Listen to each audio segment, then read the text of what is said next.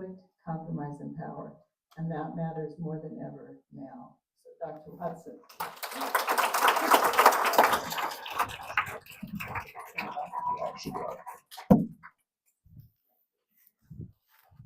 So can everybody hear me all right? Yes. Okay. Don't normally need microphones, but just always like to ask. So let me just echo the sentiments. I really appreciate you guys coming out today. This has got to be close to my 20th presentation in this room since I moved here in 2019. And considering at times it's just been me and the host, I appreciate you all being here for sure. Second, I'm originally a professor. So currently I'm serving as the Assistant Provost Academic Innovation Outreach at the University of Lincoln. I also happen to be serving as the Dean of the College of Professional Studies. So anybody that's known me over time, I don't know how to wear just one or two hats at a time. I like to juggle them in the air. The reason I tell you that is because I always approach things from a scientific standpoint. It is the basis of my training as an academic.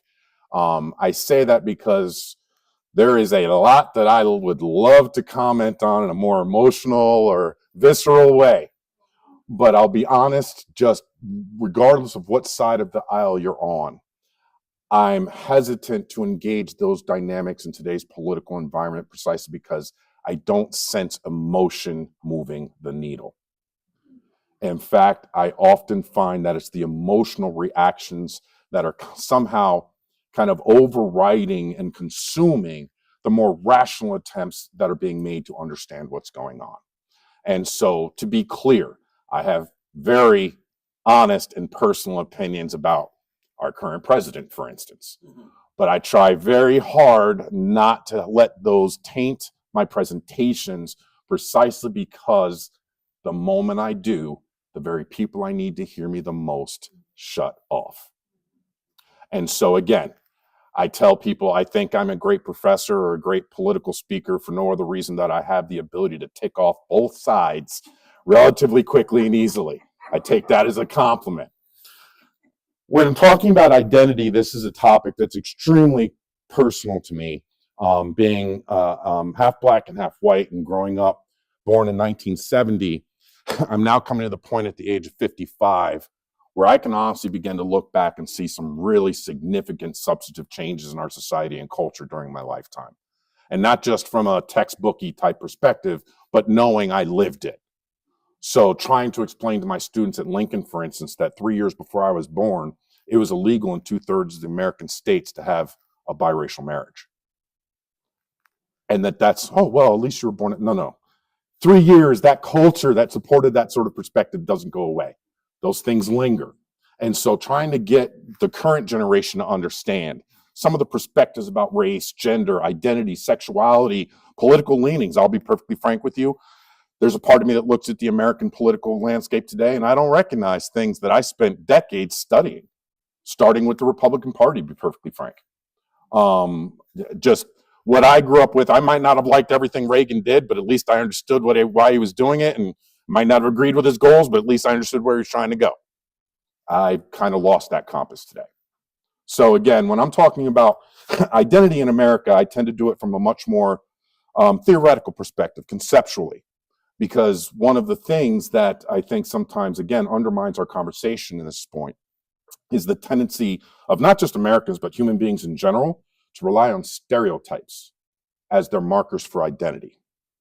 Even this relatively small group in this room, it would take me weeks to get to know each and every one of you, to be able to define you in my mind in an individual way. I got in an argument with a professor or early colleague of mine, being a very young African-American professor in a all-white department. We got into this conversation about stereotypes, and growing up the way I did, it was a 4-letter word. Yeah, there was no positive to a stereotype. And he, as a sociologist background in political science, he's like, listen, you might not like them, but they're actually essential to all human interaction. It is the base. Now, we could talk about how they're formed, how they're used, but in the end, if we didn't have those markers, if we didn't have at least these pre-established understandings of identity, we would all founder when it came to social engagement. It's been almost 30 years since he gave me that argument, and I tell you now, it still goes through my head. Because I almost have this kind of dual response when I find myself relying on a stereotype. Maybe somebody that's walking down the street that, oh man, that homeless guy, oh geez, he just got in a car. I guess he's not homeless. Ooh. You know what I mean? So we all fall victim to it, even the best of us, so to speak. And so the reason I talk about stereotypes is because in many ways, I think they tend to symbolize what I would argue is one of the first and primary mistakes that is made relative to the idea of identity in America. So the question that I'd like to start this afternoon with is, how should the citizen identity be defined in America?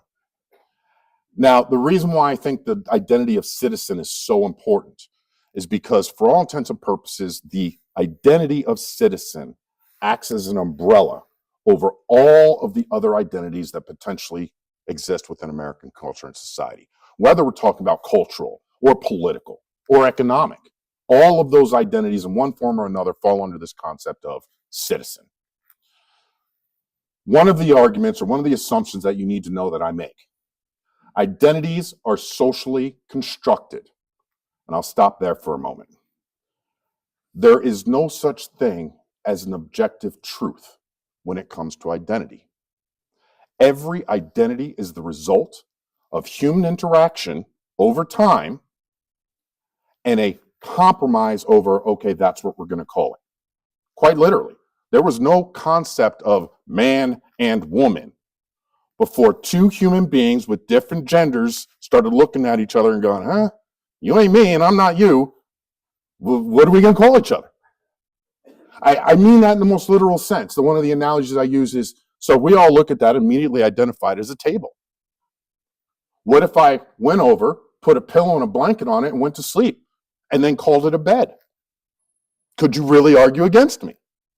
The moment we recognize that identities can be changed through compromise and interaction is the moment we have to accept none of them are set in stone. I'll put it another way. If identities were absolute truths, 3/4 of this presentation and most of the arguments in American society wouldn't exist. We wouldn't necessarily agree about the value, man, woman, Christian, Muslim, but no one would be arguing over what those things meant. But we do. And part of my argument today is going to be that not only do we argue over those things, but the arguments tend to be rather unique in the American context for a variety of reasons. So the other thing I should say is, I know that generally speaking, you guys like to lay this out as kind of 40 minutes presentation and then 20 minutes. Man, I do not like to hear myself talk that long in a row. So please ask questions. I will stop mid-lecture and ask you questions. To me, I'm much more of a kind of Socratic method. I like the back and forth. I'll tell you what, I tell my students all the time, the best classes are the ones that I learn something too. And if I'm not engaging my students, then I'm cutting off my opportunity to learn. So please, if you got questions, comments, please feel free to jump in. So again, identities are socially constructed. So that means, how do we all get to the point where we're actually agreeing on an identity, like citizen? Identities are fixed through the application of power. So it's not just a group of individuals saying, okay, man, woman. It's the individuals within that group with the power to then say, as a man, this is what you'll get from society. As a woman, this is what you'll get. And then modern society creating laws to enforce those things. And again, you can start to think, I could roll out 20 different identities, and you would immediately begin to be able to see or identify certain legal structures that then define what their responsibilities, roles, and benefits are within our society. Children, taxpayer, married, divorced, retired. I could go on and on. Identity, if it didn't have that connection to power, if it was just a matter of, so who are you? And who am I? Oh, that's great. Pleasure to meet you. We all just kind of walk around meeting people, not meeting people. It wouldn't really have any significance on our lives.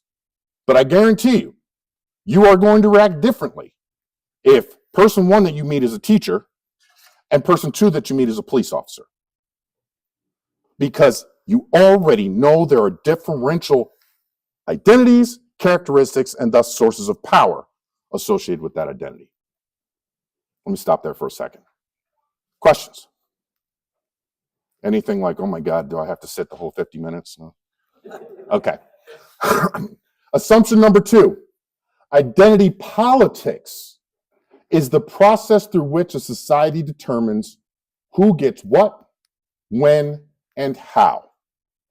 So again, this fixing of meaning, the creation of laws, customs, and norms that determine which identities get what from a society. The bottom line is it tells us who gets what, when, and how within that society. That's the purpose of identity formation, and that's the basis of identity politics. It's that constant back and forth between the various identities within a society to figure out ultimately who's going to get what. Assumption number three, identity politics in America is unique. This is my own theoretical argument, but I'll be honest with you, the more countries I've visited in my life, the more I'll stand by this statement. It is not that other societies don't have identity politics. They absolutely do. See, women in Saudi Arabia over the last 20 years. See, North African immigrants in Spain, Italy, and Greece. Again, they have identity politics. But my argument would be that identity politics within other countries tends to focus more on the conflict between the established identities rather than actually trying to define the identities themselves. The uniqueness of America is that we are literally arguing over certain identities, citizenship being one of the classic ones, that most other societies have already fixed long ago. Again, we can argue whether or not the Basques should have more power within the Spanish government or should they be independent. But no one's arguing what a Basque is or what a Spaniard is. And those arguments, again, this is my theoretical, as I told a gentleman earlier, I'm not here to tell anybody how to think. I'm just offering you my framework of how I analyze and assess things. You can take whatever pieces work for you. You come to the same conclusions that you had when you walked in, when you're leaving, all good. As long as I can argue that I gave you some additional tools to have a more nuanced understanding of not just where you are, but how you got there, then I've done my job. That's the way I look at it.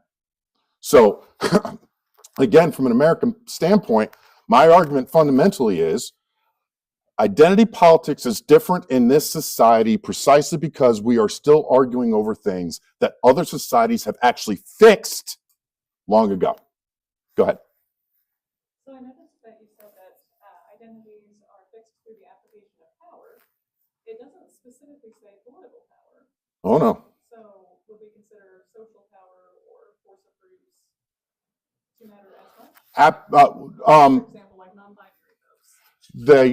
I would argue that prior to the development of the modern state system, so we're talking 17th century on, 18th century, and even then it absolutely wasn't uniform, and I can find kind of more traditional states today where it's still an issue. Ultimately, the power to fix those meanings tended to come from the singular leadership of that society. So I decree as the Holy Roman Emperor, boop, boop, boop, and that's the law. It's still the same exact process. Only today we're using legislation, bills, and police officers for enforcement. Back then it was, are you going to defy the king? But the very notion, power, fixing meanings within a society, that's been, I would argue, it literally, we could go back in the time machine and sit in front of a cave somewhere and see a couple of cavemen arguing, I'm the hunter. I should be getting a bigger share of the deer. I'm serious, like very seriously. That concept, I would argue, is as proto to the human existence as the creation of fire. In fact, I bet you that was one of the first, hey, I'm the one. Keep messing with me. It'll be cold tomorrow night. You know, because that's just kind of human nature, at least my perspective. Other thoughts, questions? Yeah, please. So when we talk about citizens, in my idea, the function of the government is to collect the taxes and then equitably and fairly and fiscally distribute them among all people in society, specifically those that need them. So based on that framework of essential duty of a government, with all this immigration reform and then pointing fingers about the Biden administration versus the Trump and everything, why can't we take that term citizen and kind of wipe out the ethnic diversity and the different lifestyles and say a citizen is somebody who pays into the system with, like you said, taxpayer, and then we start with that as the basis for the immigration reform. Do you think that's possible? So it's you actually bring up a couple different points there. And so the first one I would argue, it is easier to consider that kind of legalistic understanding of the responsibilities of government and precisely those sorts of societies in which the idea of political identity is more firmly established. I think immediately of Scandinavian countries. There's a reason why you got countries like Norway with like 87% happiness index, because they're all the same. There is no issue with identity. Literally, the biggest identity issue Norway's had to deal with in the last 50 years was joining the EU. And even then, the only real question was whether or not this new identity was somehow going to dilute what it meant to be Norwegian. But it never impacted what they understood to be Norwegian. The second response I have to the point that you made, it's one of the paradoxes, I'll be perfectly frank, it's one of the paradoxes I would argue exists for American citizenship as an identity. We all tend to understand our roles with the government in that somewhat legalistic way. I'm paying my taxes, they should be providing me better education, better security, borders, whatever it is. But what if I argued that the paradox actually comes from the narrative that we use to establish the country? In fact, I would argue that the constitutional narrative, in many ways, was everything but legalistic, especially when you consider the impact of things like the Declaration of Independence and the Bill of Rights.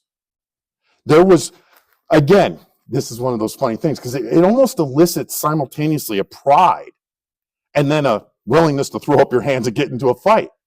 Because in many ways, the vision that the founding fathers laid down is perhaps the most idealistic and pure vision of government you could possibly imagine.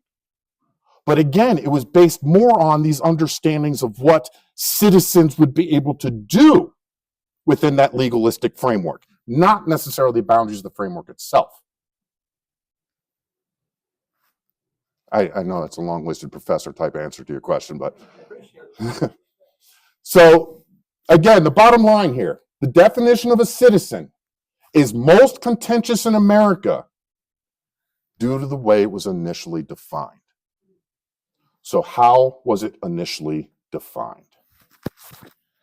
Early on, the concept of American citizenship really focused around this core question. What did it mean to be American in a world of empires, and who was excluded from that identity? So believe me, so I live the mantra, walk in another man's shoes. All right, so full disclosure, just being honest, I am an absolute closet nerd. I've been playing Dungeons and Dragons since I was about 6 years old. I love video games and role playing and working on my own fantasy book right now.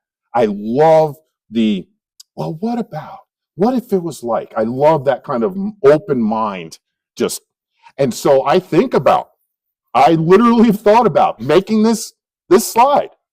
What were the thought processes of the first colonists? Literally, the rocking in the boat, they got another month and a half before they get to Plymouth. What are they thinking about with regards to what they left behind and what their thoughts and anticipations were about what was in front of them, especially relative to the concept of identity? Let me put it another way. The one thing they knew on that ride, and by they, yes, I'm talking everybody from the Plymouth all the way down to the Virginia colony. The one thing that they were considering relative to the idea of identity is what they were no longer, not what they were becoming or already thought themselves to be. This, to me, is an essential part of the story. None of the early Americans came here with a preconceived notion of what it would mean to be an American citizen. They all, in their own ways, began that journey by defining what they would no longer be relative to a citizen of the British Empire. You guys following so far? Radically different understanding of coming to the question of who am I? Okay, let me put this as direct as possible. I think the aggressiveness that exists within American culture today is because so much of our initial attempts as a national community to define ourselves was based solely on who we weren't. And as those thoughts progressed, we increasingly found ourselves in a position where we now had to defend our perspectives. And the first way we did it was by de-emphasizing the relative equality between the identity that we would eventually develop, American citizen, and all of the identities that we started by saying, that's not us. It wasn't just that, oh, I'm not British, or I'm no longer going to be part of the English church, or hell, I'm no longer European. It was then, man, that church, all they did was hold us down and they denied us our ability, so that church was bad. Oh man, those British aristocrats, they stopped my ability to advance my family lineage economically because I didn't have the right title. Oh, those damn elites. And so we developed this, I don't want to say hatred, even though it definitely comes across that way sometimes, but we don't have a whole lot of respect for all of the other identities, precisely because we had to kind of scratch that. Nope, that's another one off my list. I'm definitely not that. I'm definitely not that. And in convincing ourselves what we weren't, we had to come up with reasons why. And most of those reasons tend to be negative or pejorative. U.S. defines itself first and foremost against Europe. And these are themes, I know the language might have changed, but I'm telling you the philosophy and the mindset is exactly the same today. Anti-monarchical. Sound familiar? We're literally doing no King's Days. 300 years later, and the same exact message is at the heart of what it means to be American. I don't know what American is, but I sure as hell know it's not a king. That's it. That's all I need to know. Next. 2, anti-aristocratic. America is having a really tough time with this one. Really tough time. Because, and again, this is just my own argument, throwing it out there. On the one hand, we hate elitism, just as a general society. And again, I personally believe it literally goes all the way back to your average middle class. It was very rare to have a landed elite coming over on those early trips. It actually, ironically, it wasn't until most of the land, or at least the initial settlement, was created by your middle class, your laborers, that you started to see the landed gentry come over and try and establish their own manors and farms. That's one of the reasons why you had the development of the Southern plantation culture and society. And from this perspective, we've always hated that elitism. But for us, it's a caveat. We don't like elitism that you didn't work for. But if you worked for it, well, Elon Musk, I guess you get all the power in the society you deserve. That's a dilemma for us. Because on the one hand, the ultimate, the billionaires, on the one hand, they represent the true completion of the American dream. But then at the same exact time, their behavior and power within the society brings up our hatred of aristocracies and elite power structures. The only thing that's kept the Elon Musks of the world, some of these really, I mean, just super, super rich, as a really functional and, quite frankly, revered part of American society by a lot of people, my argument is that they still, to a certain degree, represent a real possibility for the average American pursuing the American dream. If the average American no longer believed they would ever get to that level, no matter what they did, I think you'd see more social upheaval and backlash, right? But as long as, and what's really funny, because I grew up, and so this will ring true, I grew up, literally there was still this belief, okay, just give me the right six-pack, and 2 weeks in the basement, and I will invent a better refrigerator. I don't need a college degree. I just need to be good with my hands. The Ace Hardware's open. I can get this done. Am I overly?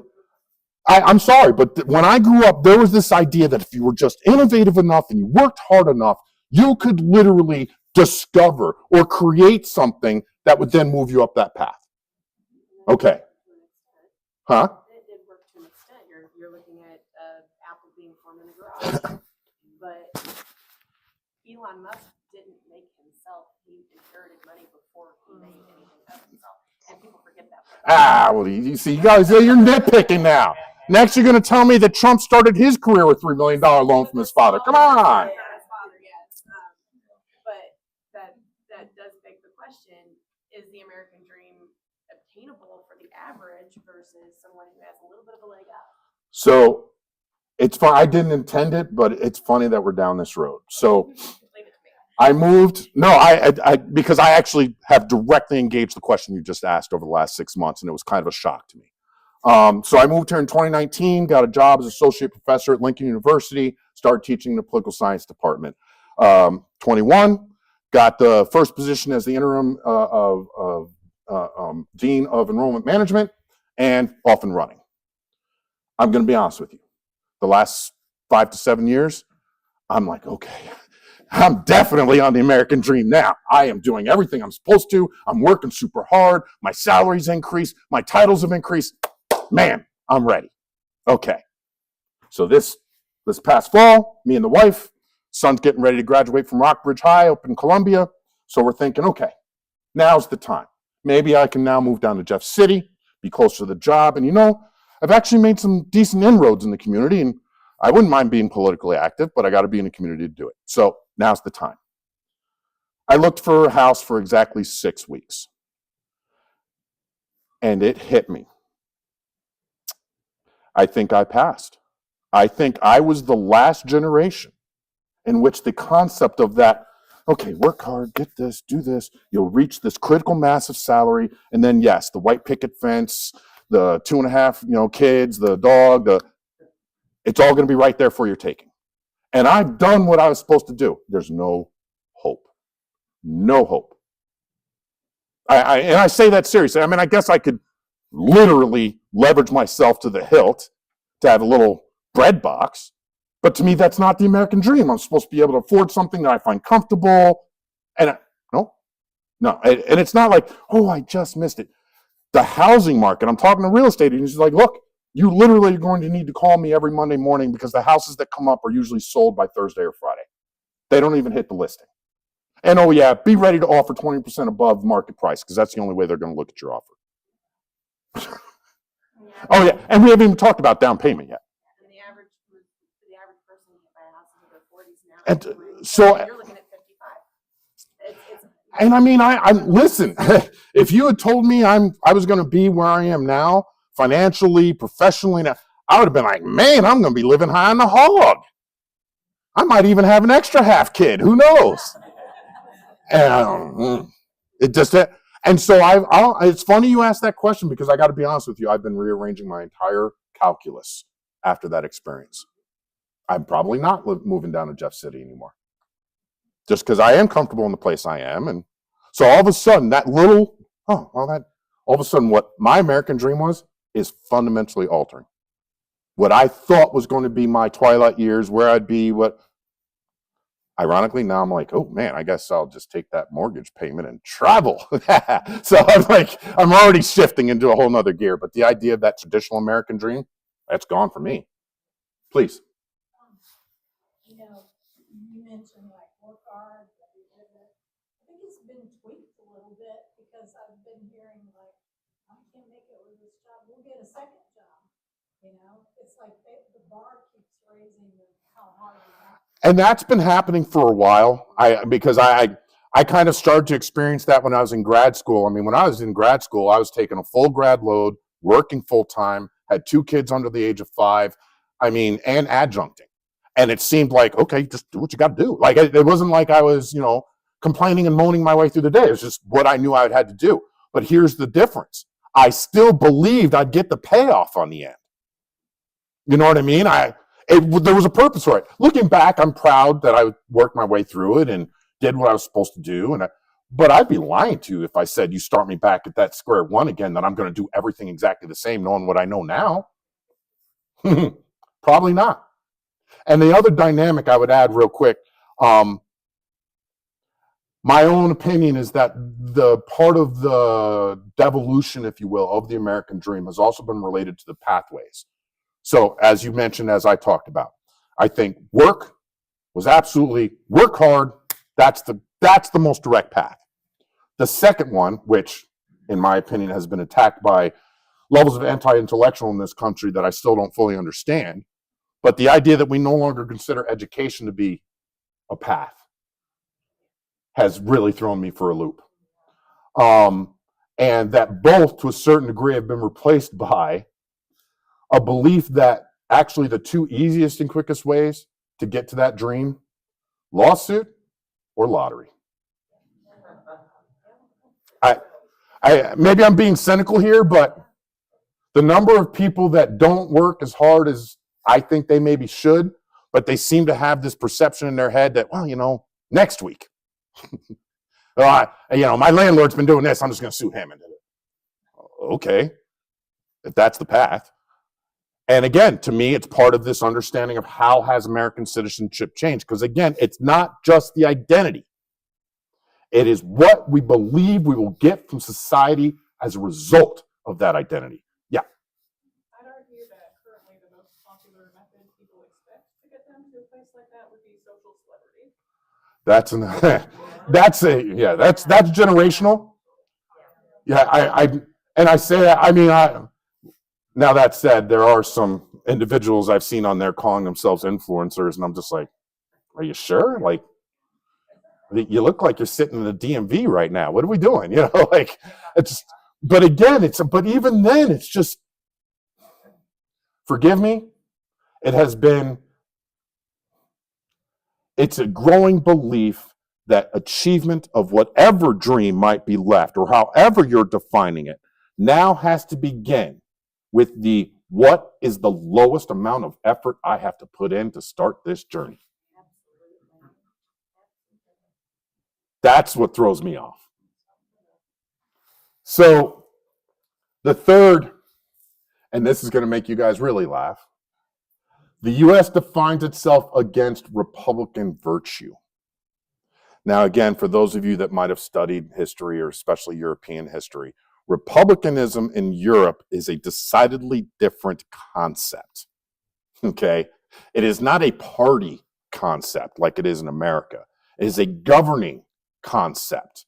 And Republicanism in the European context, especially, again, we're talking 16th, 17th, early 18th century, was much more exclusionary. That's one of the reasons why the American democratic experience really upset the apple cart so big, because the majority of democratic states were actually Republican in nature. And so the idea of representation and power within the system, it wasn't your aristocracies and your monarchies of the previous age, but it sure as heck wasn't for the people, we the people.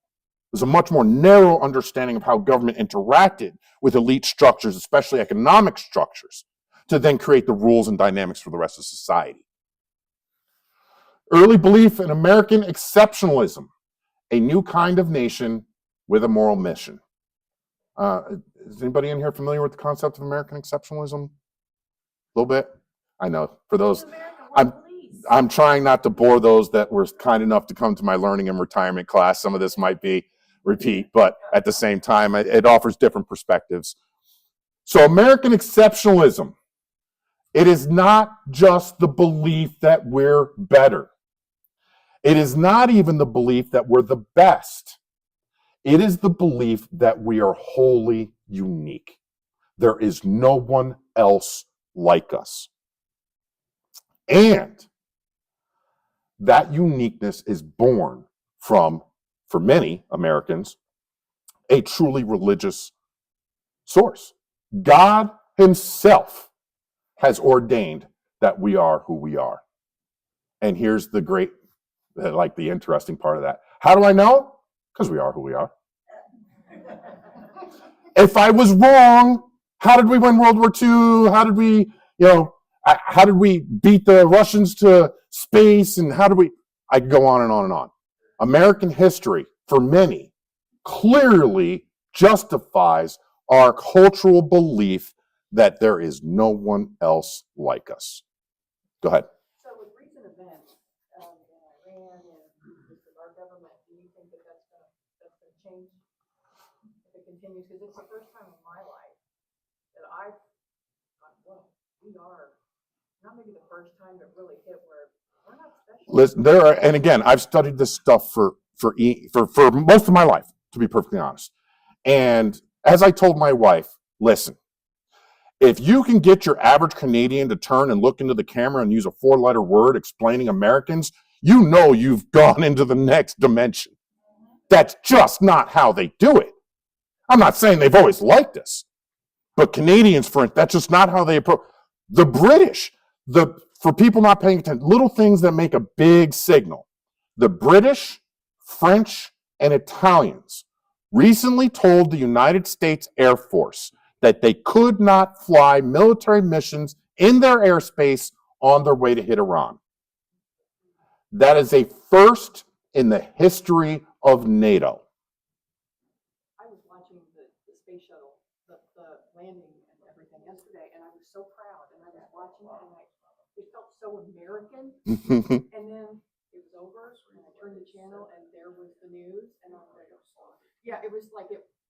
Well, even that. We're taken back to we're the good guys. And perfect example. Like, I am sure there were some very significant Chinese scientists watching the Artemis mission who said, do they know that we actually put something on the moon last year?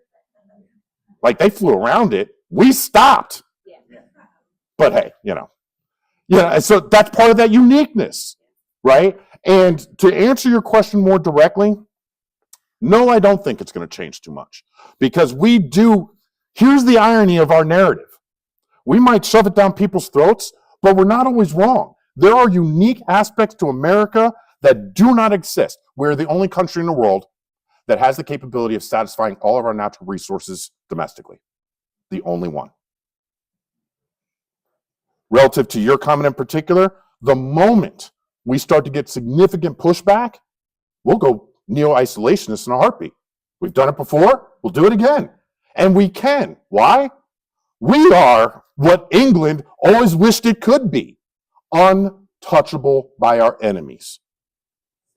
I don't care how much you dislike us, how much you want to get us. Man, do you know how much Iran and North Korea right now are wishing they weren't 3, 4, 5,000 miles away? But they are. And that's why, in my mind, comments and actions like what we see in Canada are actually more of a problem than some of the other international responses and dynamics we're seeing. Citizenship is deliberately narrow. So what's really important, and this is perhaps something that's most overlooked in the current birthright citizenship debate. The early definition of citizenship in the United States, and when I say early, I am literally talking about founding in the first colonies all the way up to the 14th Amendment, end of the Civil War. Early conceptualizations of citizenship in the United States started with the state you lived in. The idea of national citizen identity was literally just a byproduct of the fact that the state you were a citizen of happened to be part of the United States. It absolutely was not the first concept of citizenship that Americans had at the time. You were Virginian first, then you were part of the United States. Even after the Constitution, after the Articles of Confederation, your citizenship was driven by your state location first. Questions so far? Go. Go. See, they're paying attention. And this refers to the previous one, and you got that one. But my question would be, don't all countries believe that they're exceptional? You were talking about Norway, for example, a while ago. People are most content, happy. That's that's something that they could pride themselves on. So they were exceptional in that way. Special. So, and again, I'm just thinking off the top of my head as a clear response. My first response, honestly, it's hard to continue to think of yourself as being a truly exceptional group after somebody took you over and occupied your country for 50 years. And that's happened to just about every other country in the world, including your advanced European states. There's no European, listen, despite the French's best efforts, the Germans will remind them very quick, you're not as special as you think you are. And then the Americans will turn and look at the Germans and go, you're right. But we're the only ones. We're the only ones that have never suffered a long-term occupation or invasion like that. And that changes your perspective on what uniqueness and exceptionalism truly is. Absolutely, but see, and that's the narrative. If we weren't blessed by God, we wouldn't have our geography. Or tectonic shift leading. And you know what? You can call it whatever you want. We call it exceptionalism. But it goes back to identity, because you're speaking as part of the dominant culture. If you're a member of an indigenous nation, occupation has been over 500 years. Listen, and that's a really important, I need to be clear. This is not me standing on a podium with my finger waving at the average American going, you're immoral, you're unethical, you're terrible people. No. I would be willing to bet that you take any other society or culture in the world, you give them the advantages that we have geographically, and they would end up in the same space. Okay, I'll give you a really poor analogy, but it's just because it's where I come from. I'm a diehard Yankees fan. It's hard for me not to be an arrogant bastard just because. I mean, I'm not a bad guy, but if you want to start talking baseball, get to me when you got 26 championships. Then we can talk. And, I mean, it's just this natural power. It's why does that mantra even exist? Power corrupts. You don't have to be a corrupt person you can have the best of intentions. But it's a rare individual that then gets that power and doesn't start to see themselves in an elevated position relative to the other identities that they might have even intended to use that power on behalf of. You do realize the Yankees are buying their championship. Yeah, we've heard that all the time. That's what the jealous people say. I want to get to this one part because I think it's really important for understanding our identity as citizens in this country. Our identity is not based on practice. It's based on a contextual statement of the moment. I am free. I am not necessarily acting freely. The concept of freedom as part of American citizenship is this kind of blanket statement that the expectation is it's the individual citizens that will define that box for themselves. You figure out what freedom means. All we're supposed to do is give you the box, the ability to operate in that space. That's one of the unique aspects of American society. And again, one of those great paradoxes. I think if you ask the average American, if you ask the average non-American, they would tell you that one of the greatest single aspects of being an American is freedom. I've actually gone on a limb and said to my students that the single most overlooked freedom in America, the one that's most cherished and least discussed, is the freedom to do nothing. Do you know how many democracies there are in which it's actually a crime not to vote? That's a responsibility as a citizen. It should be here. Is that what you said? That'd be antithetical to what we understand being American is. I mean, and so again, the point I'm trying to get to is from the beginning, and again, forgive me, I like analogies because they tend to take the big, but sometimes I come up with really wonky analogies, so I apologize ahead of time if this don't make sense. If most other societies are a glass of water, relative continuity from top to bottom, I tend to look at American society as soda water, a collection of bubbles. Yes, they're all in the same container, but they're all individualized to the point that It's almost not water anymore. It's a glass of bubbles, each of them technically independent. We wouldn't even look at them together if they weren't in the same vessel together. But we're sure as hell not as uniform as other societies might be. And to my point, I think, at least at the beginning, that's exactly how we wanted it. If anybody's ever studied early American history, there was more animosity between individual colonies than there was between the colonies as a whole in Britain. We have not liked each other from the beginning. We just always have been able to find an external group, the other, to bring our identity together enough to act as a common community. I'll be even more direct. American identity has always been at its strongest when we had an external enemy to kick the butt out of. Look at anybody that's at war, Iran right now, instead of, people revolting. But again, Warfare has the effect of bringing people together. Look at the United States after September 11th. The day after. for 2.5 weeks, The day after. yeah, no, but I'll be honest, that was my first kind of experience with what we're talking about. And I remember I was just starting down the road of the political science lecture, so I was giving speeches and stuff on that.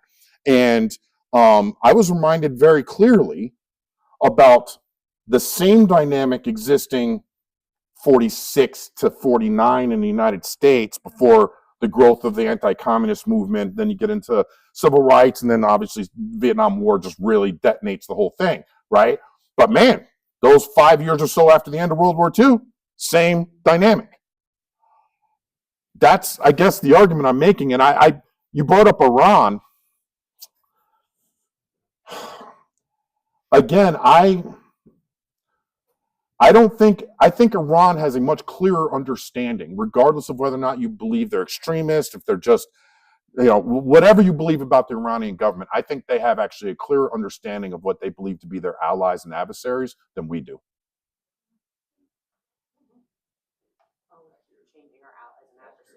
And so, I mean, and again, to me, that part of that is because of the amorphous nature of American citizen, American identity. Even if I say today, yeah, we are allies and we're going to hold hands and we're going to get those guys. Tomorrow, the markers that I believe are most important in my identity might literally shift me to him. Oh man, do you know what she said about you yesterday? I mean, listen, we've done that. I could go back to the Vietnam War. The idea that Nixon was calling the South Vietnamese government to make sure that they did not get on board with LBJ's peace plan so that Nixon could win. That really happened. The Iran-Contra. I could go on and on. We have absolutely kneecapped ourselves more than a few times in American diplomatic history. Absolutely. The other is an important aspect. If our identities are formed as Americans, counter to what we see as the other identities we don't want to engage, the other has actually played a disproportionate place in the evolution of American identity. First one, Native Americans. Forgive me, guys, but this entire, and I'm a Northeastern, so that's one of my biases. Call it an identity bias, whatever you want, but I've been here now. I spent about, 6, 7, 8 years in Nebraska. Now I've been here for 7 years, and I'm still trying to figure out some of the stuff in the middle American states compared to what I grew up with in the Northeast. And so like the pioneer kind of mentality and belief and culture, that's a real thing here. I just saw it in books and Warner Brothers cartoons when I was growing up. Daniel Boone, yeah, interesting, whatever, coonskin hat. That's a real thing here, right?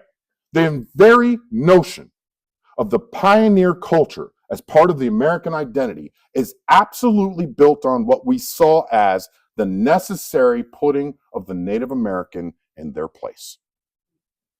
And the more they fought back, the more we became tough, rugged, wilderness frontier folks, hacking our lives out of the wilderness. And that has been a dynamic that we have used over and over. So initially, it might have been Native Americans, then it was the enslaved African Americans. For the record, guys, I know, so I actually, the very first time I made this presentation was about 5-6 years ago, and actually I was right in this room when I gave it the first time, and it was very much kind of a, hey, can you talk a little bit about critical race theory? And now that might be in the clouds of time for some people. But 6-7 years ago, that was at the front of kind of cultural dynamic and identity politics in America. And one of the things that people don't understand, so critical race theory all began as a single focus. How has the history of racism in the United States impacted the evolution of legal systems within the United States? So that even though many of the racist dynamics have fallen away, civil rights movement, the impacts of that racism within the legal structure continue to manifest. That was the core of critical race theory. It expanded much beyond that once it really got rolling, but that's where it was supposed to start.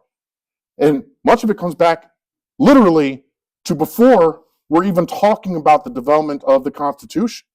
Because some of the very first and most important legal systems in the United States were developed in southern states for no other reason to maintain control over the slave populations. And what's the first thing I have to do to make sure that the law applies to you, but not you? I need to clarify your identities relative to each other.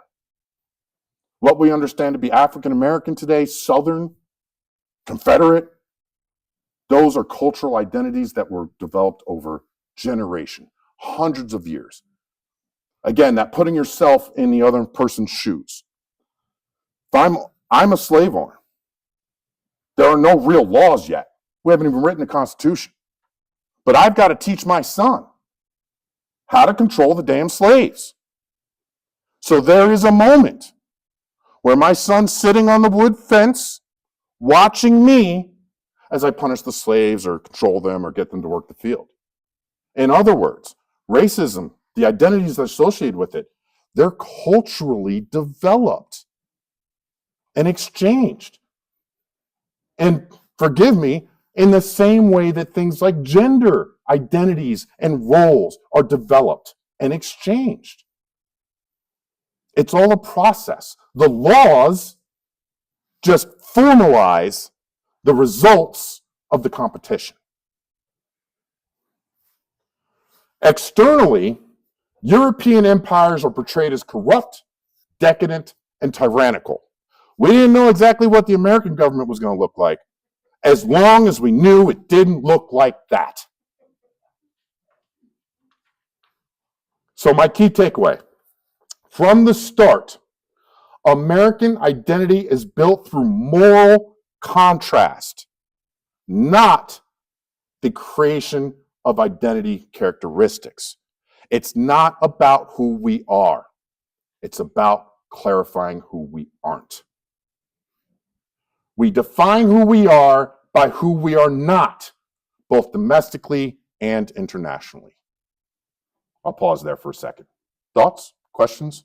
So when you say that moral contrast and bold there, the two first words come to me is disrespect and basically just an unlevel playing field.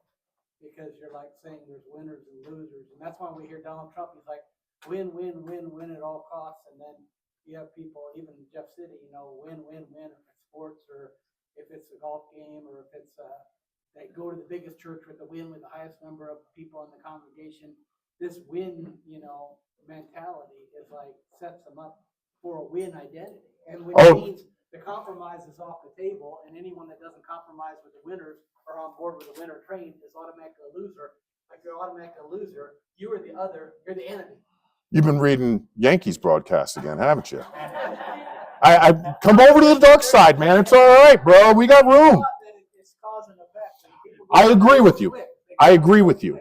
I guess the bottom line, and this is, again, guys, this is just assertions. This is not me, Dr. Watson's rule of blah, blah, blah. What if the result of not really having qualitative characteristics of American identity, religion? I know some people want to truly believe religion's at the heart of American identity, but it's not. It's not. Okay? And in fact, part of the whole purpose of the Constitution was recognizing at the time, much more than we do now, the diversity of religious beliefs that made up American society and culture. I didn't know. Did you know that by the founding of the Constitution, the writing of the Constitution, there were 7 synagogues in the Northeast? Mm-hmm. Judaism had already taken significant root in those spaces.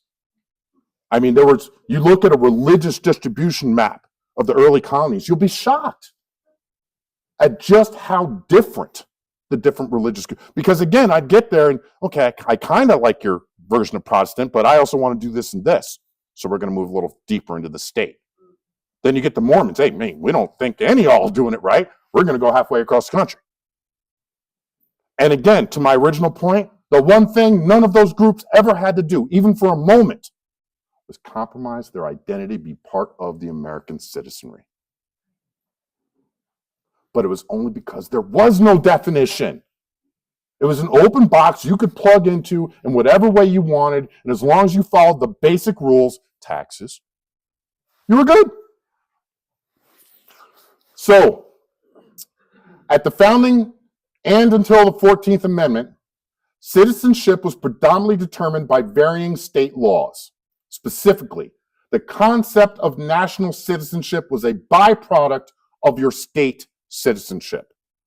And I need to be clear, this was not just, the average citizen, but the people in DC were still, no. This was also how the representatives in DC saw themselves and their constituents. They weren't there as one of many representing American politics and interests. They were there to represent Virginians or Pennsylvanians or New Yorkers. That's one of the reasons why Abraham Lincoln is one of the most important, if not the most important president in American history. But even he has some interesting components to how he saw this. I discovered a quote from him when I was working on some other presentations that really threw me for a loop.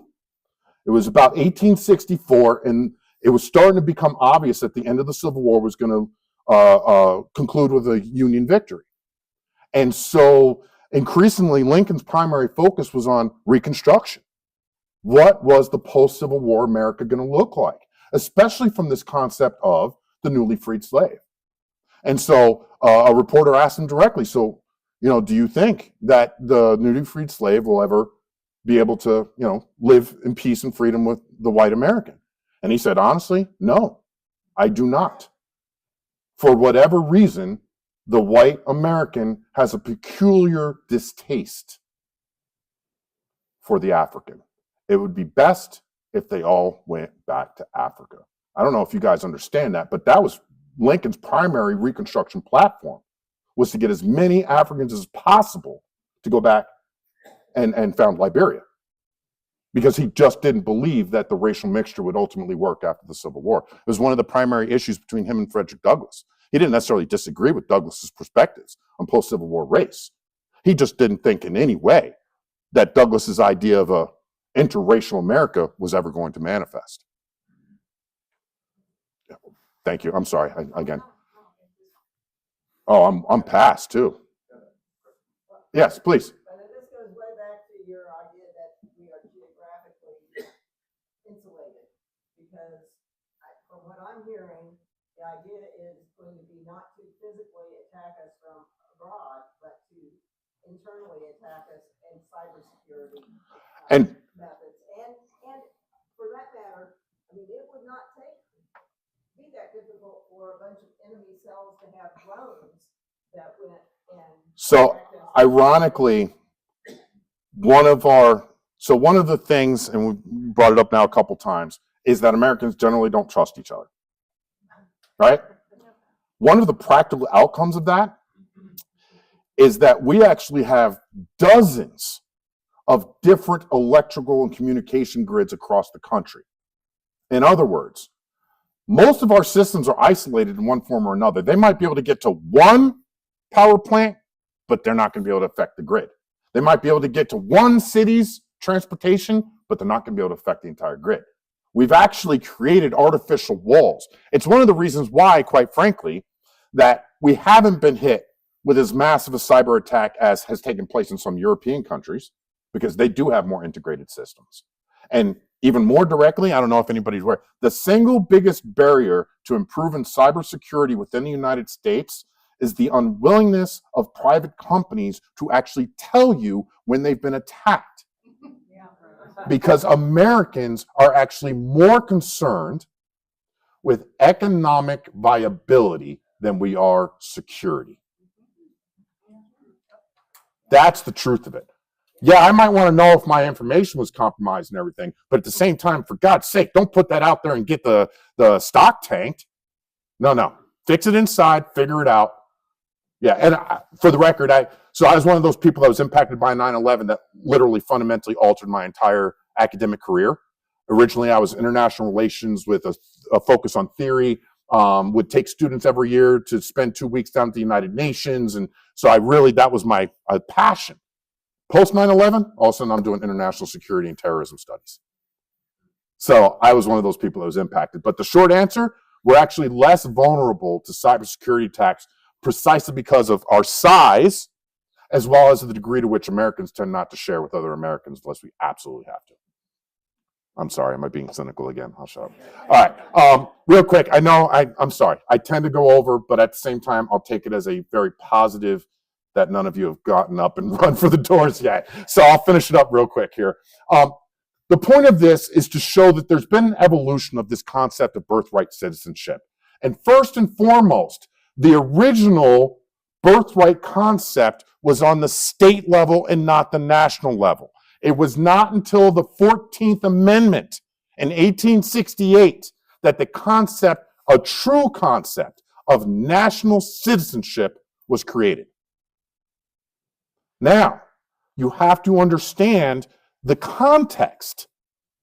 Because if it had been, hell, even in the current environment, yes, there's contention and everything, but we're not talking about a period where I'm fighting for the identity of an enormous group of people who literally just got freed from slavery. I cannot explain to you how different the context was. It was not just about who should be a citizen and who not. It was literally about redefining the very notion of black.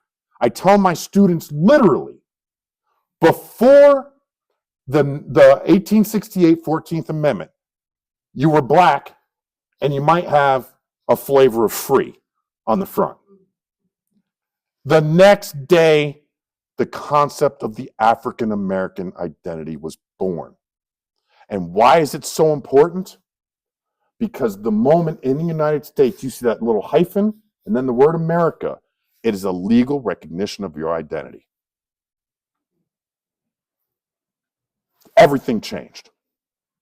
That's why, again, you want to study, for my 2 cents, yes, World War II, critical moment in American history, same with Vietnam. But I would actually argue that the most important point in American history to understand where we are today with things like race relations and identity politics is the age of Reconstruction. Unbelievable. The changes that took place. And then the counter changes that led to the development of Jim Crow.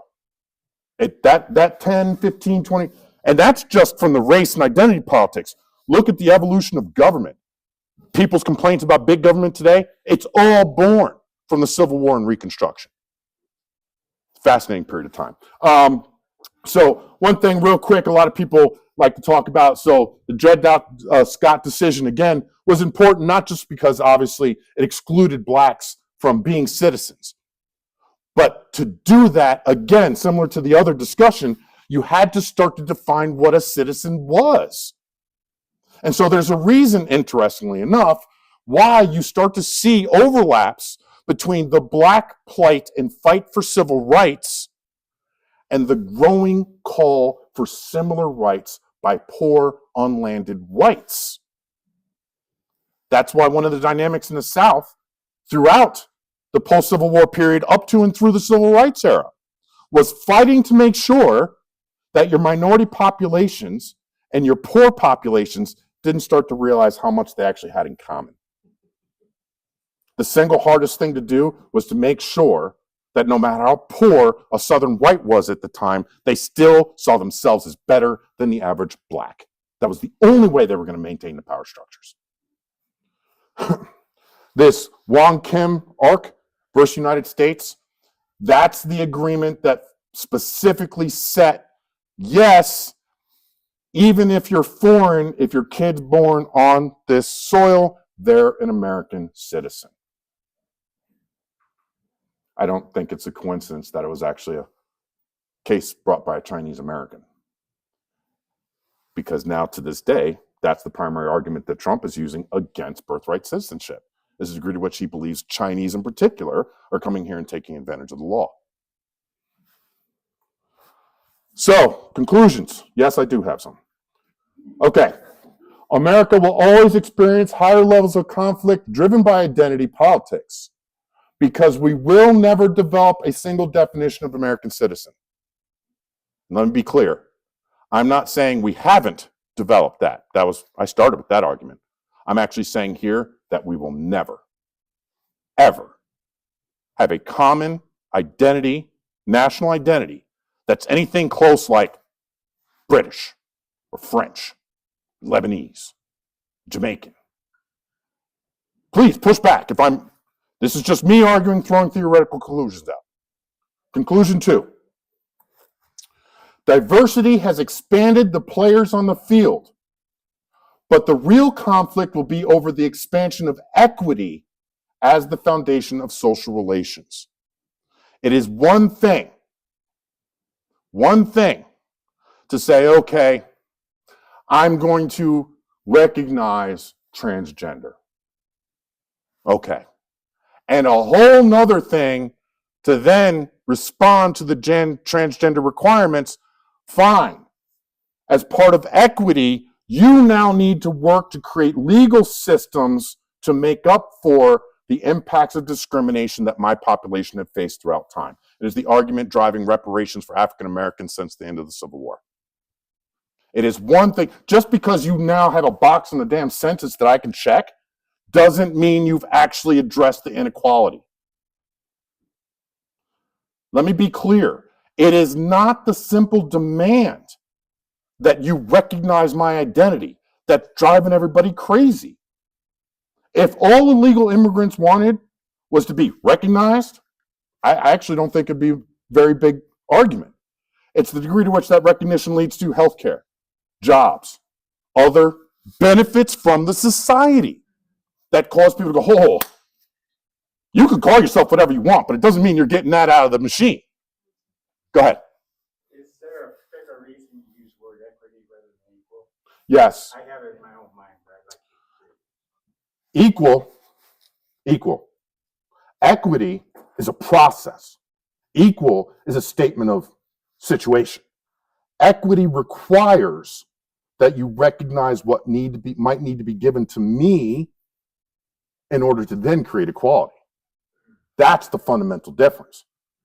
And so I use the analogy. When I was growing up, my mom used to like to say all the time, listen, African American, you have to understand that when you run in the rat race, and again, it's a term that I grew up with the term rat race. I don't know. When you run in the rat race, understand the average African American is starting the race halfway when it's halfway done, and you're going to have to run twice as hard to get twice as far, and you still might not win the race. But you have to go into it knowing that. That was the narrative I was given. I actually wrote a piece when I was doing research in the space, and what I argue is that the problem with that is that, in fact, the United States history is made up of more than one race, and that the winner of each race not only got the rewards, but then set the terms of the next race. So the first race was colonization. What was the award? You got to write the Constitution. The next race was the expansion of the American system. And since really it was just white males on a horseback with a cowboy hat, they won that race too. Now, what was interesting, and again, forgive me, but I do believe this. A lot of people seem to think that race relations and race conflict in America is this black-white thing. Not even remotely. Every major racial issue part of this history of this country has been white folks against white folks, with the majority of minorities sitting on the edge going, who's going to win? There has never been a single piece of civil rights legislation in the history of the United States that was passed with the black vote being the difference. Ever. Hell, even the NAACP was founded by white lawyers who wanted to fight for the cause. For every slave owner, there were 5 abolitionists, and they were all white. This has been a predominant fight between the white culture in America. And again, a lot of it goes back to these earliest origins. Who are we?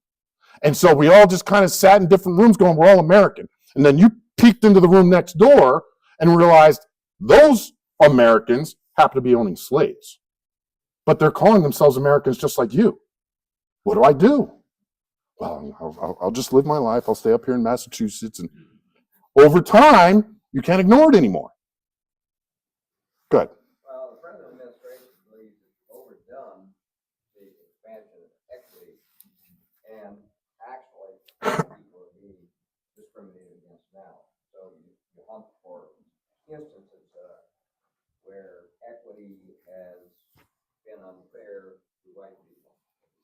And again, I need to be clear, this is not the demonization of the white man. So I've used this analogy in my classes and it's kind of shocked some people, but hear me out. It is the middle of the 16th century. Everything that is European society at the time is actually African. Everything that you understand to be African society at the time is actually European. So a bunch of blacks from Africa get on some boats, land on the coast of France, capture some white Frenchmen, enslave them, and bring them to the United States to start the plantations. The rest of American history unfolds as we understand it. I guarantee you blacks would have the same dynamics of superiority as whites do. I don't think it's a racial dynamic that, only whites do. No, you find yourself in a position of power. Again, in my analogy, if you had a bunch of blacks getting off boats from Africa with rifles, modern ships, and the Europeans were running around in loincloths with spears, roles would have been reversed. And there'd be a white guy up here talking to a black audience right now. Forgive me, I go places other people don't. But okay, I just want to make sure I get through the rest of this real quick, and then I'll talk as long as you guys want. Third conclusion. The history of racial and gender discrimination will continue to produce more intense conflict and identity politics due to the need for equity to address the existing legacies of discrimination. In other words, it is a natural cycle within American politics that as more people are empowered, recognizing their identities that might not have been recognized previously, gaining rights of protection they might not have had previously. It is only natural that they're not going to sit back and go, okay, that was enough. That's all I needed. No, they're going to keep asking for more until the equity process produces what they believe to be equality. For the record, the only reason the Native Americans don't lead this charge is because we killed 97% of them. And I'm sorry, little things like we try and, we're exceptional. Don't mention that. We do that. Why? Things like the Native American. You do understand that the treatment of the Native Americans over those 150 years represents the single greatest genocide in human history. Dwarfs the Holocaust in its impact. But we can't admit that, which means that we won't worry about forcing Turkey to admit their genocide against the Albanians because, we don't want to open the door. Yeah, right? Finally, the reason all of this is happening is because two contradictory trends. First, many, including, I would argue, probably predominantly from the left, increasing pressure towards an aggregated national identity through diversity, equity, and inclusion. And yes, one of the dynamics I'll be interested in, guys, I'm already actually thinking about 2, 4, 6 years down the road. There's a certain part that's like, man, we are where we are right now. Just figure it out. I'm interested to see what happens to the rubber band after the next presidential election. How much will it snap back? I'll just take my higher ed perspective. I lost multiple programs in the anti-DI efforts. We're looking at potential cuts to education funds, on and on. I mean, the idea, and I don't know if everybody in this room is aware, the idea that Lincoln University, a historical Black college and university, had to remove the word diversity from some of our formal documents to avoid unnecessary federal and, I'm going to be honest, state treatment of us. That's like if a woman organization wants to make sure it gets its funding, it's got to take out all references to menstrual cycle. Like, Jesus, like, what are we talking about here? So I have to deny a very part of who I am in order for you to then accept my identity enough to give me what I should be getting from society anyway? Okay. So to me, that's a critical issue. And I'll be honest, I feel like right now, I know where we are. I think I was telling somebody before we started about a study abroad program. It got cut. Interestingly, it was a study abroad program that was actually sponsored by the United States Central Intelligence Agency.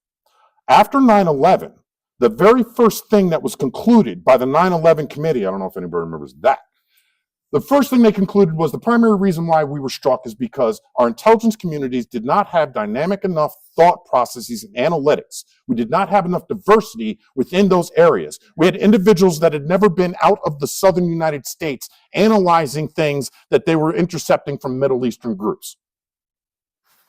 They're literally analyzing with the context they use in their local towns, right? And so they missed it. You add that, the fact that FBI didn't talk to CIA, didn't talk to DHS, whole nother issue. So they started this program, and the whole point of it was a recognition that national security required a much more dynamic thought process amongst its intelligence analysts. The program was killed precisely because it had the word diversity in it. And so I've got no study abroad program this year. I had another one. It was being supported by a group called CISA, which is our kind of national cybersecurity infrastructure security agency. And it was a K through 12 program. I ran it right here at JC High School and Capital City High. And it allowed me to take students. We would have monthly cybersecurity workshops. And then I took them to Worldwide Technologies headquarters in St. Louis. We had a whole day and they got to look at all the systems. Axed. Because it was said it was promoting DEI. So there's a part of me that's like, okay, we are where we are. My interest now is how much of this is going to snap back? One of the interesting dynamics of American politics, and I'm going to be honest with you, one of the reasons why I think we're seeing what we're seeing with the Trump administration in particular, populism is not meant to drive the car. Populism is meant to sit in the back seat yelling at the people driving the car about how poorly they're driving. Populism is never meant to be a fully guiding system of government, precisely because populism tends to be driven mostly by emotional responses to perceptions of weakness or struggle within the society. The classic example, Hugo Chavez. I mean, he was the modern symbol. And Trump is a populist. That's one of his great strengths. You might not like it, God knows I don't, but the man has a unique ability to read some social media stuff and go, yeah, my people are really pissed about this today. Let me go on and post something and get them riled up and I'll get this attack. He's a master political strategist in that regard. The only thing that saves us is he's got no vision. So literally, he'll wake up tomorrow, it's like a freaking hamster, and he's got 4 minutes, right? He doesn't remember what he did yesterday. Oh, God, do you know how much trouble we'd be in if he actually had strategic chops to put things together? Thank God he's playing checkers. Just let him keep thinking, oh, I'm playing three-dimensional chess. No, that's just you folded the board in half. Come on, just relax. But I'm telling you that don't underestimate the man's ability to capture the populist sentiment. It's the only reason he's in office. Again, he had nothing to bring to the table except what he believed were people's disdain and anger over Biden. Go ahead, sir. Do you have a guess about how much the rubber animals will rebound? So, and again, this is, for the record, I love thinking about this stuff. My wife doesn't like hearing about this stuff, but I love thinking about this stuff. I think it'll rebound a little bit, but in a somewhat disconnected way. My 2 cents. I think, first, let me be clear. I believe that my children, actually my grandchildren, my kids are now getting out of high school, going to college. I think my grandchildren will end up studying Trump in a similar way that I ended up studying FDR. Guys, whether we want to admit it or not, we are in the era of Donald Trump. This is a period of American history where his impact has been so deep and so broad that there are entire you will not be able to talk about U.S. foreign policy during the 2020s without understanding Donald Trump's psychology. Now, whether or not I think will NATO go, you guys had a really bad night last night, huh? Glad you're back in the fold. Welcome. Let's re-sign these documents.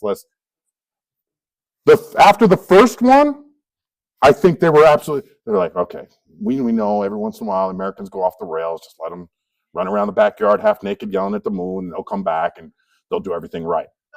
It was the re-election of Trump that absolutely changed the dynamic, because now Europeans, and definitely another one of those, are you watching the markers moments?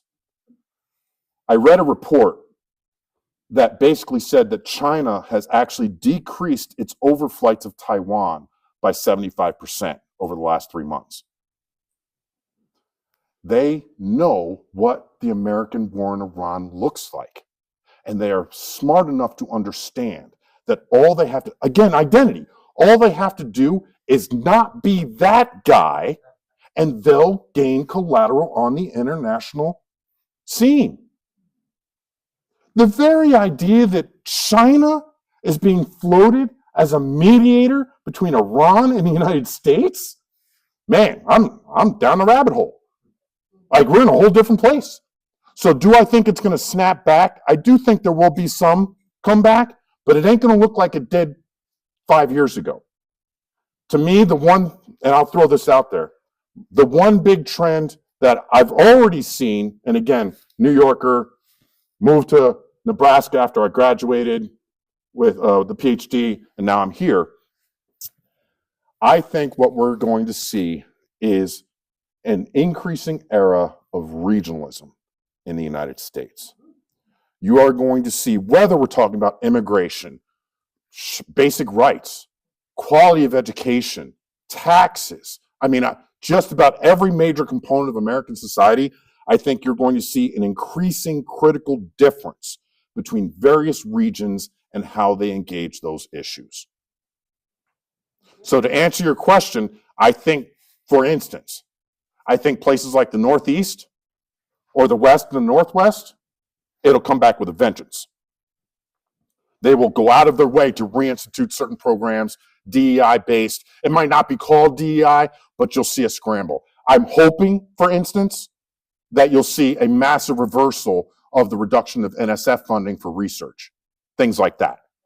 But do I think it's going to be a universal, national, oh man, let's all reinvest in our education system? Pfft. Place like Georgia are going to be like, yeah, we didn't do that anyway. You know what I mean?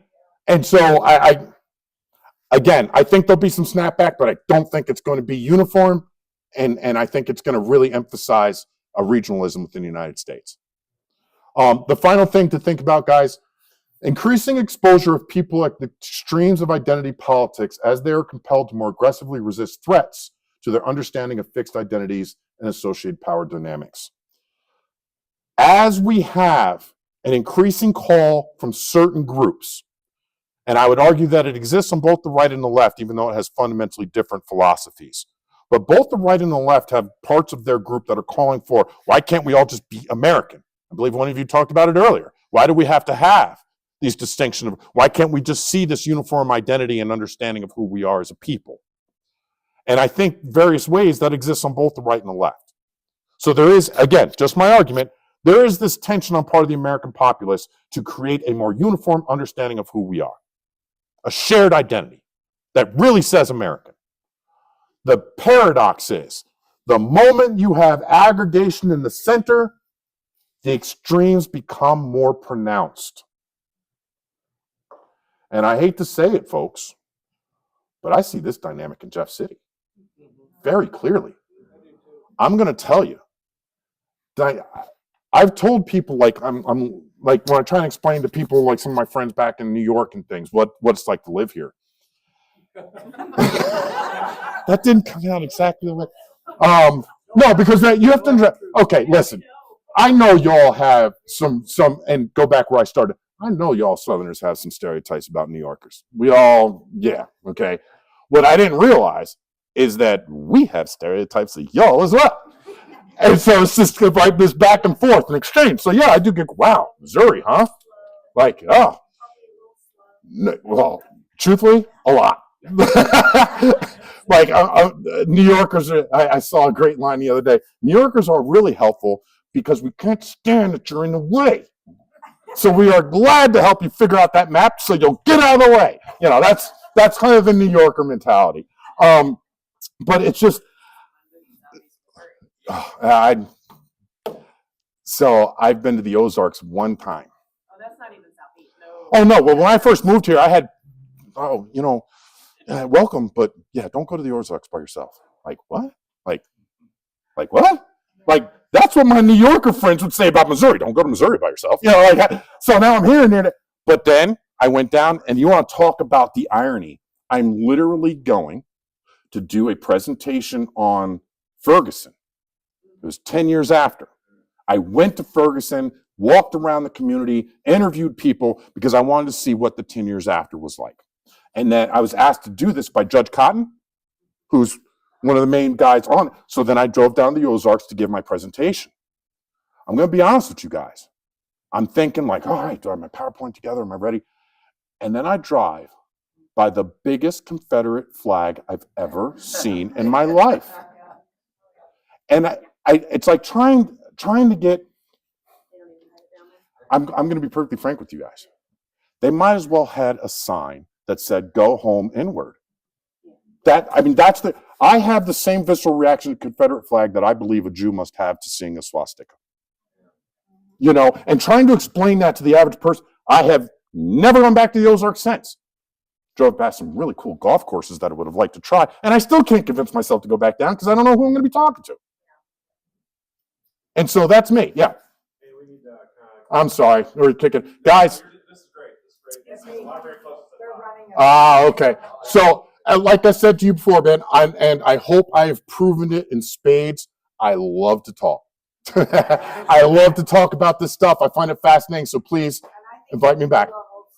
those of you who have questions, just real quick, Sue's going to close us out here in a minute, but those of you who want to talk, I'm sure Dr. Watson would be happy to chat with you. Thank you, everyone. Appreciate you. Is your presentation out on the internet? Do you have a link on it? No, what I'll do is I'll send it to one of these folks. You mean the PowerPoint? Yeah, just Yep. what you have there. I can send it. I have a teacher that was, she teaches at the JC.